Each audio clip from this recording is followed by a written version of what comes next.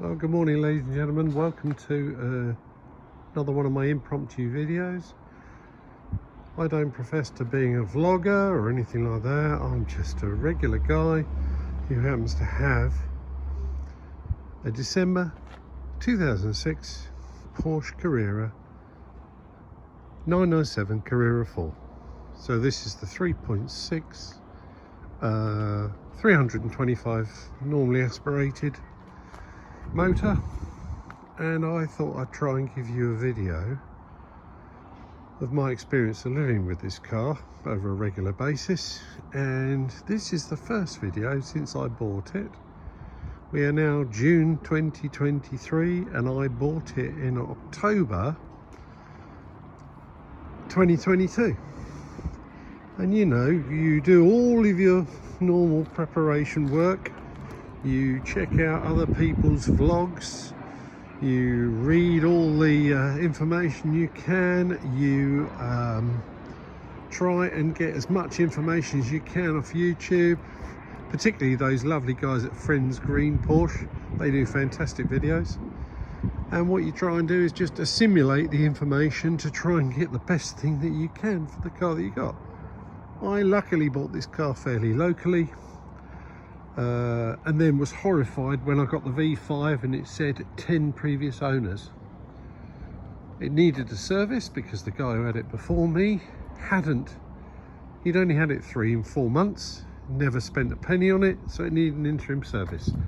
So initially I went to Porsche in Bisley in Surrey, which is fairly local to me, and said to them, right, give it a service, tell me what's wrong with it. Have I bought a lemon? And they said to me, no, not really, you haven't bought a lemon, but I have an ex-Formula 1 background, so I might be slightly fastidious on detail. And I said to them, I need to know what it needs. And they said, well, it's just a little quirky, this car. You haven't bought a lemon, it's fine, but there's a couple of anomalies on it. And I said, well, right, what? And they said, well, for example, at the front, they've replaced one radiator, but not the two. And I thought, well, why on earth would you do that? If you're going to do one, you do both. And the reason it had been changed was because all of the crap gets in through the front splitter, accumulates, and they rust out. Well, the answer to that is these fantastic Sport guards. So I fitted them myself at a cost of a couple of £100, and that will prevent any more leaf degradation, and so hopefully prolong the life of the radiators. But it just seemed weird to me how somebody would only do one radiator and not the two. Same deal on the rear of the car. They said the bushes had been done. It's great, fantastic, you know, poly bushes, but they only did one side. So again, at some stage, I will do the poly bushes. And the other thing they pointed out was perhaps the most pressing, and that's that there was a slight blow on the exhaust. Well, when it came to the MOT, the car actually failed its MOT because there's lambda sensor reading from the exhaust. They did 6 timed runs and it failed. The answer is to upgrade the exhaust. I'm fitting a Miltech non-switchable at a cost of about £1,800, which is, let's face it, a holiday to most people. But in the long term, the car will benefit from having that exhaust, and it'll help with its residual. Talking residuals, I then asked the guys at Porsche about the elephant in the room. What should I have paid for this car? Bearing in mind that most people are keen to know these sort of things. And they said to me, well, you bought it for a steal. If we had it on our forecourt, you'd pay about £8,000 more than what you actually paid for the car. So spending £1,800 on the exhaust is not a bad thing. Since October, what have I paid out on the car? Well, realistically, very little. I had a battery failure And the only trouble with a car like this is when you have a battery, sorry about the helicopter overhead, when you have a battery failure, you have to get power to the car in order to open the front trunk and change the battery. So I joined the RAC, as I have 4 vehicles. I have 2 cars and 2 bikes. I thought it was money well spent because it covers me, not the vehicles. The guy came out, we fitted a Varta battery, the one that they recommend. He said also at the same time, he said, I suggest you put it on a trickle charger. A C-Tech is the one that they recommend to everybody. So I bought one of them. The combined total of those 2 purchases, about 260 quid. But the battery has a 5-year warranty on it. So I thought that was good.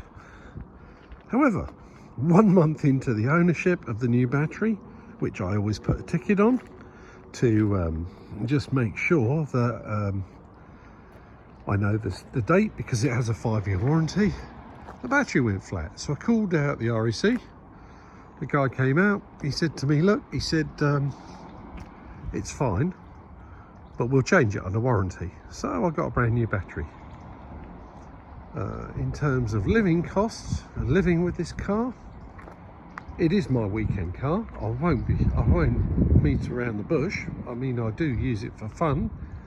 I have a Skoda for my daily driving, but I enjoy the car. I took it recently on a holiday. I went for a week around Lincolnshire. I did 650 miles, and in a car that produces 325 horsepower when driven spiritedly, which is what I did, I actually averaged 32 to a gallon, which I thought was pretty good. In terms of insurance, I'm 61. I paid less than £400 for the year, so that was good. The big one with this is because it's after early 2006, it's quite a lot to tax a year. It's about 50 quid a month. But, you know, take it or leave it, you know. In terms of its residuals and long-term valuation, it should be okay. They are on the turn, they are on the up. I enjoy it. It's something I always hankered, it's something I always wanted. Might have taken me a divorce to be able to get the money together in order to buy it, but so far, happy days. Once we get the Miltech on, obviously I'll be happier, and we'll just try and keep it as safe as it is. But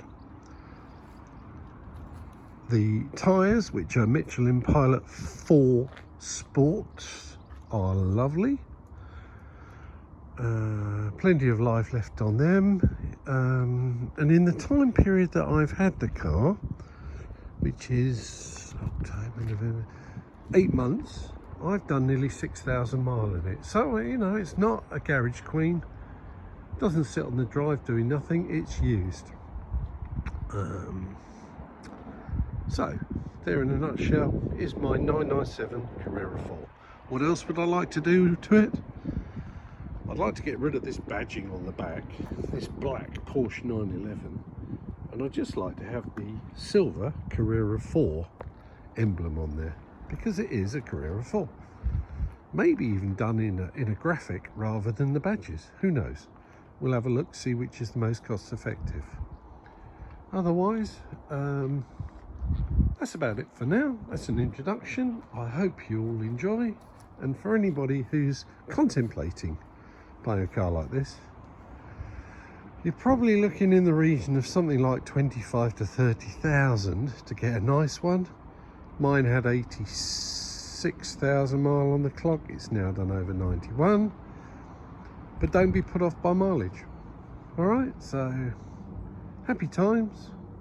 Hope you found this interesting, and talk to you again soon. Bye for now.